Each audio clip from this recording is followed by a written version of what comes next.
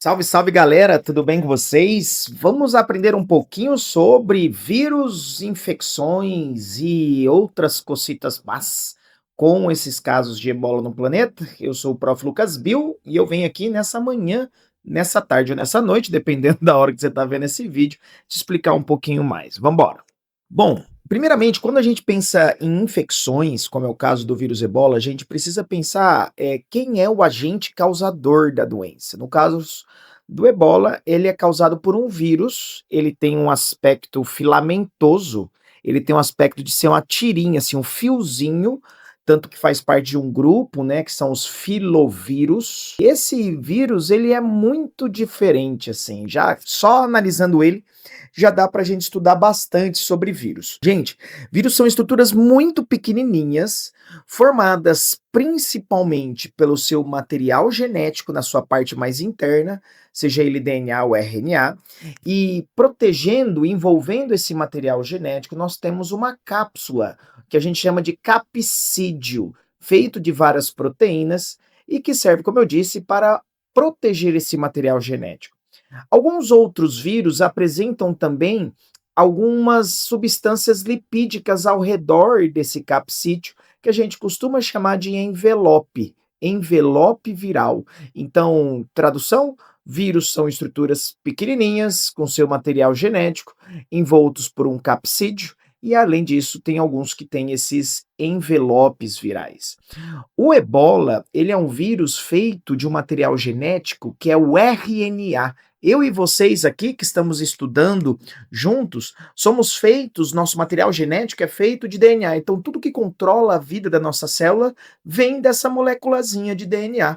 Lembra lá do seu ensino médio, ensino fundamental, aquela escadinha, né, que tinha os degrauzinhos bonitinhos e que era o seu material genético? Pois bem, o material genético do vírus Ebola é um material genético um pouco mais simples, que é uma fita só, como se fosse um corrimão só daquela escadinha que você estudou.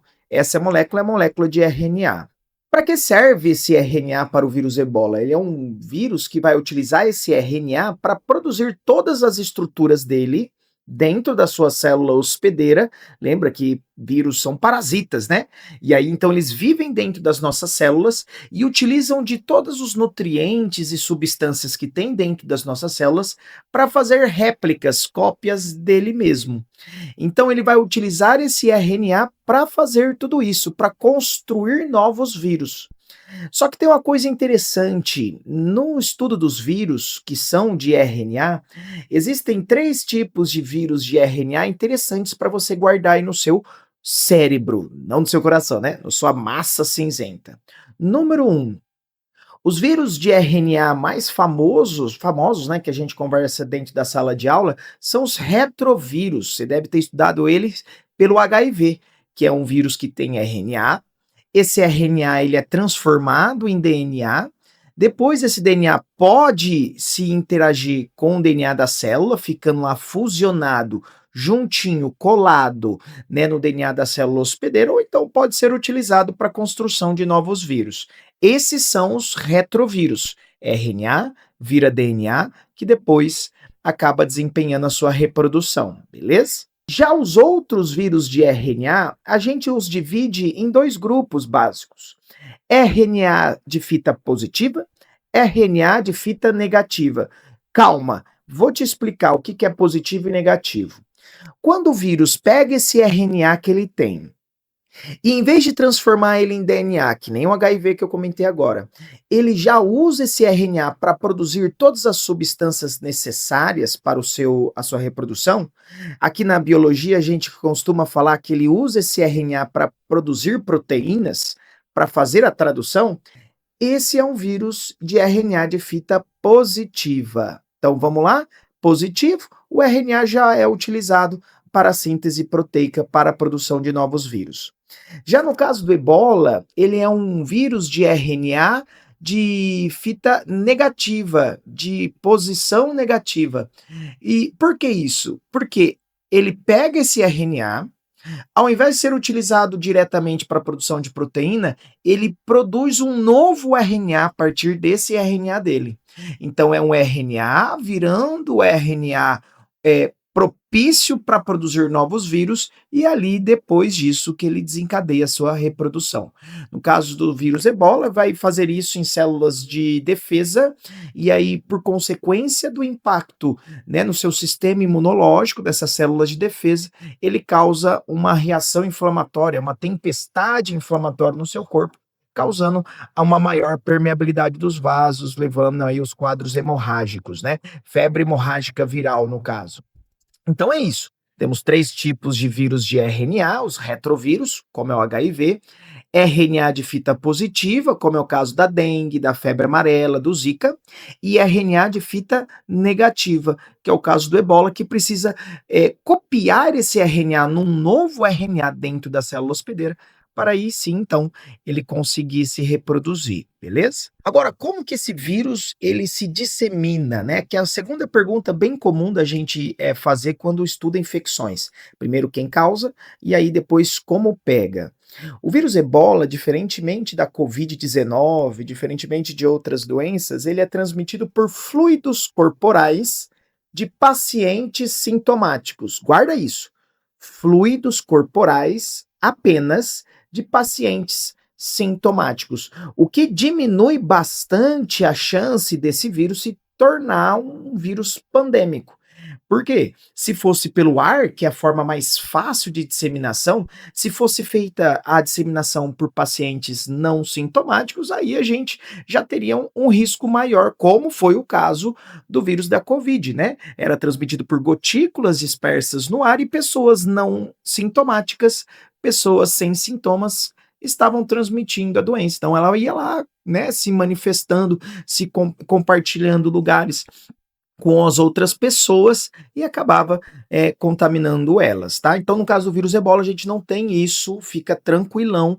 Na verdade, aqui, nós que estamos no Brasil, né, podemos ficar relativamente tranquilos, porque a gente não vai provavelmente entrar em contato com os fluidos corporais de uma pessoa sintomática. E aqui vem o detalhe da gente olhar de uma outra forma a saúde, não só por questão biológica, mas também por questão socioeconômica, né? As pessoas lá na República Democrática do Congo, em Uganda, estão se contaminando bastante porque o sistema de saúde e as condições de saúde nas localidades são muito precárias. Então, quando o paciente chega com sintomas do vírus, com esses fluidos, como vômito, né, as fezes, o sangue, o suor, a saliva, quando eles chegam nos hospitais ou no centro de tratamento para serem atendidos, as pessoas que estão atendendo e as pessoas que levaram essa pessoa até o centro entram em contato direto com essas secreções, porque não existe uma estrutura de condições, de aparelhos e equipamentos de proteção individual. Até também as pessoas que estavam em contato com esse paciente em suas casas também não tinham conhecimento, né, para conseguir evitar de entrar em contato com essas secreções.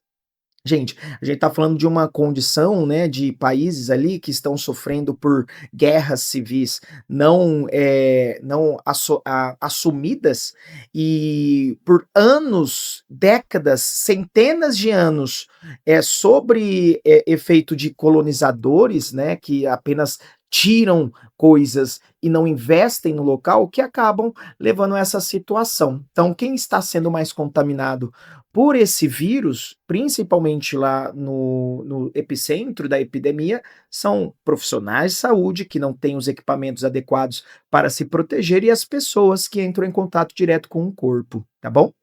Além disso, tem uma questão cultural. Muitas das pessoas, quando um ente querido ali morre, eles acabam limpando, fazendo uma higiene, às vezes até retirando partes, né, do corpo, órgãos do corpo, como um processo de mumificação, mais ou menos, que acaba então se contaminando também com as secreções dessas pessoas contaminadas. Então a gente tem uma condição socioeconômica da região que leva a uma maior disseminação, lembrando, por fluidos corporais de pacientes sintomáticos.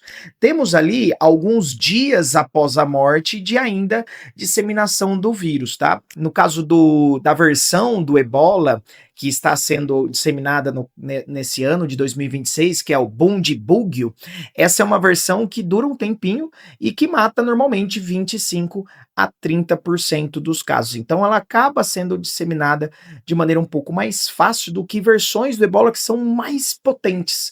A versão Zaire, que foi a mais mortal do vírus ebola, ela acabava matando cerca de 90% das pessoas que se contaminavam com ela. Então, ó, é triste o que eu vou falar, mas presta atenção. As pessoas pegavam, morriam e depois de um tempo, como não tinha ninguém ali para entrar em contato para ter esse atendimento, o vírus acabava não se disseminando mais para as pessoas, porque não tinha mais ninguém vivo naquela região. Então, o caso de ter uma disseminação um pouco menor, como é o caso do Bundibugyo, acaba se alastrando mais o vírus nessa situação, beleza? Agora, pessoas, então, de que forma a gente pode se proteger dessa doença?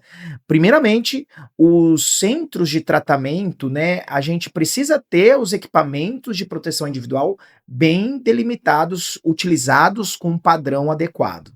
Fora isso, a gente precisa fazer o rastreio de todas as pessoas que estão contaminadas e quais pessoas entraram em contato com essas pessoas contaminadas. E por fim, obviamente, testagem, testagem, testagem. E isso demanda recursos financeiros, que no nosso país a gente tem um sistema público de saúde que, apesar de todos os poréns, nós temos excelência nesse caso, tá? Emílio Ribas é um centro de infectologia aqui do estado de São Paulo excelente e especializado para essas condições. Temos a Fiocruz, temos também o Instituto Butantan, então, relativamente, o Brasil está bem protegido e é exemplo nesse tipo de controle para o mundo, beleza? Bom, é isso. Para mais atualidade sobre o caso, eu venho passar aqui para vocês mais para frente. Tamo junto? Eu sou o Prof. Lucas Bill. Se você curtiu esse tipo de conteúdo, ativa o sininho, curte aí conosco, manda o dedão no like. Beijo, queijo. Até mais.